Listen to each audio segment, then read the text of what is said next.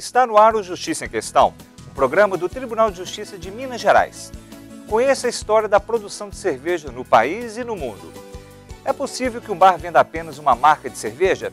Entenda o que diz a lei sobre os contratos de exclusividade. Uma brincadeira polêmica. O desafio da cerveja tem sido feito por jovens e adolescentes. Consumo responsável. Acompanhe um balanço sobre os 5 anos da Lei Seca. Cervejas artesanais. Quem deseja fabricar o produto deve ficar atento às determinações legais. Fique com a gente, o Justiça em Questão começa agora.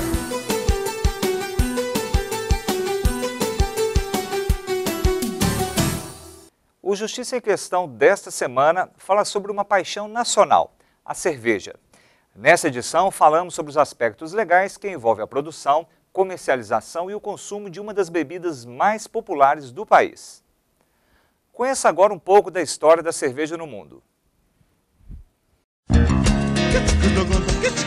A loira mais famosa do mundo é unanimidade em toda e qualquer mesa de bar. No happy hour, em comemorações junto ao tira-gosto. A cerveja é a terceira bebida mais popular do planeta.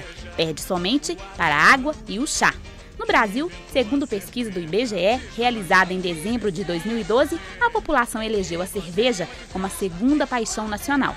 A primeira é o futebol. Foi descoberta há quase 8.000 anos na Mesopotâmia, onde fica hoje o Iraque. A cultura cervejeira ganhou força na Europa, onde se consagraram as 3 escolas clássicas da cerveja: a belga, a inglesa e a alemã. Até a Idade Média, a cerveja era produzida em casa e consumida como forma de alimento devido ao seu poder nutritivo. Com o desenvolvimento econômico, tecnológico, o crescimento populacional, surgiram as primeiras cervejarias comerciais na Europa. E também a primeira legislação sobre o assunto, a Lei Alemã da Pureza de 1516. Em vigor até hoje naquele país, determina como a bebida deve ser produzida e o seu valor de venda. No pós-guerra, métodos e estilos tradicionais de produção perderam espaço para a bebida industrializada. Com o objetivo de fabricar mais a um custo mais baixo, o sabor padronizado das cervejas chegam ao mercado consumidor. No mundo, a República Tcheca é o país campeão no consumo. Cada pessoa chega a beber até 151,2 litros de cerveja por ano. Já o brasileiro consome cerca de 64 litros. A produção também é alta. No Brasil, as 42 fábricas e as 200 microcervejarias produziram em 2013 mais de 13 bilhões de litros de cerveja. A grande discussão atual é a questão do sabor da bebida. Iniciativas de consumidores e cervejeiros buscam resgatar a tradição de sabores, texturas e aromas. Em nosso país, a Lei 8.918 de 1994 e o Decreto 6.871 de 2009 regulamentam as especificações das matérias-primas utilizadas na fabricação, incluindo a composição final da cerveja. Vale sempre lembrar: o consumo excessivo de cerveja e bebidas alcoólicas é prejudicial à saúde e responsável por mortes prematuras, principalmente causando óbitos em acidentes de trânsito. Por isso, o conselho é válido. Aprecie com moderação. Alguns bares incentivados pelas indústrias de cerveja fazem a opção pela venda exclusiva de uma determinada marca. Para garantir essa exclusividade, as empresas oferecem aos comerciantes bonificações e prêmios.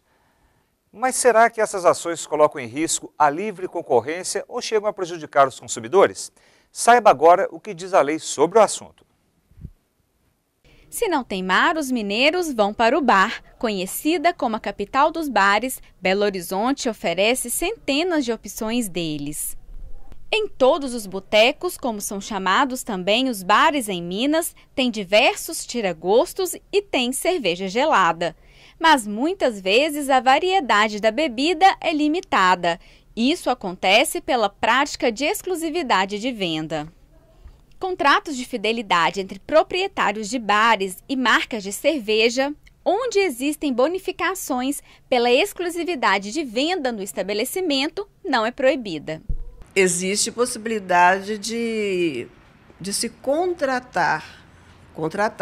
Os códigos exigem, os códigos permitem, as leis vigentes permitem que se faça contrato de exclusividade.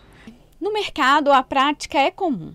Segundo o professor, a maioria das empresas utilizam dessa estratégia, o que não gera prejuízo aos concorrentes, e explica. Isso passa a ser proibitivo à medida que há uma imposição de metas a serem cumpridas, uma condição de comercialização que envolva uma propaganda enganosa junto ao consumidor.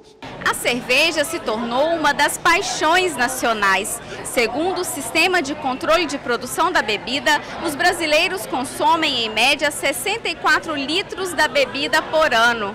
Isso faz com que os fabricantes procurem estratégias de vendas para conquistar comerciantes e consumidores.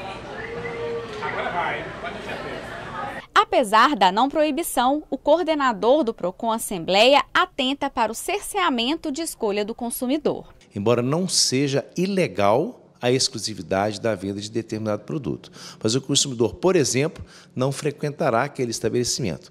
Ele vai ter que se dirigir a um outro local para ele poder ali ter vários produtos ofertados. Então a fidelização, ela, num certo ponto, ela atrapalha o consumidor na sua liberdade de poder ali escolher qualquer tipo de produto.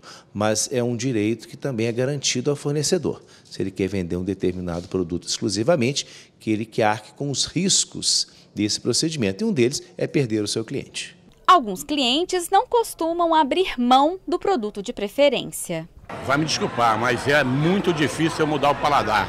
Eu vou ter que procurar outro estabelecimento, porque o paladar ele é prioritário. Talvez você vai pedir um produto que você já não está acostumado com ele, não vai sentir bem. Então eu prefiro ocupar outro lugar que tenha o produto que eu quero e estou acostumado a tomar. Apesar de vantagens, alguns estabelecimentos preferem não trabalhar com a fidelização. João Augusto, proprietário de um bar em Belo Horizonte, já teve problemas e decidiu trabalhar com a venda de diversas marcas. Não, eu já cheguei a perder sim no começo, foi por isso que a gente optou não ter contrato, não ter regalias das fábricas. A gente prefere deixar o cliente mais satisfeito. A marca que ele vier procurar a gente tem. Na opinião da desembargadora Selma Marques, o cliente deve também ser um pouco mais flexível. Eu não posso exigir que em todos os estabelecimentos do gênero que eu adentre, que tenha o guaraná que eu gosto, que tenha o suco que eu gosto, porque as empresas trabalham com o objetivo delas, evidentemente, que é o lucro, desde que elas não estejam infringindo a lei. Se esse produto tiver com defeito, evidentemente que eu vou ter que procurar, né, o Poder Judiciário. Outros clientes não se preocupam se tem ou não a marca da cerveja preferida. Eles fazem questão do bom atendimento do bar e da turma de amigos. Se o bar for agradável, eu continuo no bar e peço uma marca mais próxima da minha preferência.